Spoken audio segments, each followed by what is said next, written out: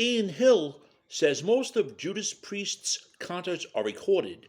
We'll see where it leads. This is the Rock and Roll Weatherman. My name is Sean Morrison, and yes, he did an interview recently with Alex Communicacion from Mexico, and there, Judas Priest bassist Mr. Ian Hill spoke about the band's upcoming 2025 Latin American tour, which includes a concert in Mexico City on May 4th of 2025 with a band called Opeth, and was asked what fans can expect from the set list for the upcoming shows.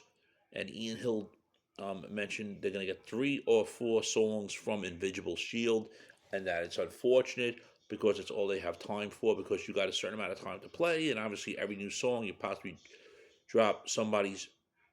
potentially drop somebody's favorite song. It gets difficult with the more material you have. He does bring up a good point there.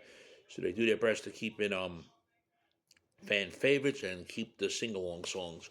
But the other back catalog songs, they try to keep them familiar so everyone knows the songs, and then 3 to 4 new ones. Do their best to get a good blend of these 3 things, and they think they were done well. That's what he said in this interview, and I'm going to get more to what he said about the professionally recorded concerts recordings.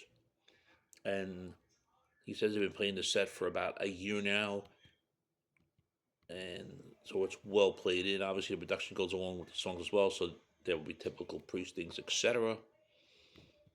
And now, regarding the possibility of Priest doing a live album in Mexico, Ian Hill said maybe we'll see. I mean, it's just easy to do these days. We take the recording equipment with us all the time, and I think most of the nights are recorded, so you never know if you do a live album. At least part of it could be from Mexico. And he started laughing, and that's when he said, so we'll see where it leads. But you've been doing it for quite a few years, which is a posterity. We don't keep it all, obviously. You can't keep it all, but obviously we record more shows. Interesting point Ian Hill brings up, because there are bands that record their shows, and after the show's over, you apparently can buy them on CD. They'll sell them like $20 a pop or whatever when you leave the venue. I don't remember all bands are doing that. I think Kiss was doing that for a while. I heard Black Crowes was doing it. I heard a few others were doing it. If they're a collective of live concerts, maybe that's pretty cool and all, if you know what I'm saying. Friends, if you're not subscribed to the Sean Morrison YouTube channel, please do so. Everyone else out there subscribe. We thank you much for the continued love, honor, and support. It is greatly appreciated. And then, how many live albums can a band have? Sometimes record labels put out a lot of them. I know Styx has a lot of live albums. Sometimes, at some point in your career, that's just the only thing able to put out live records that'll work for your band. That's what you do. Add a few studio tracks.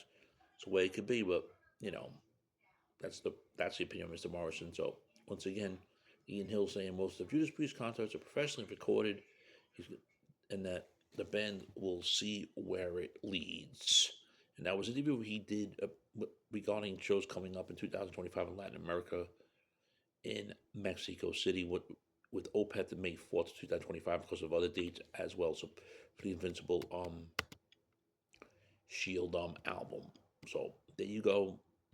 Ian Hill bringing up very good points, and all's well. With that, what are your thoughts, friends?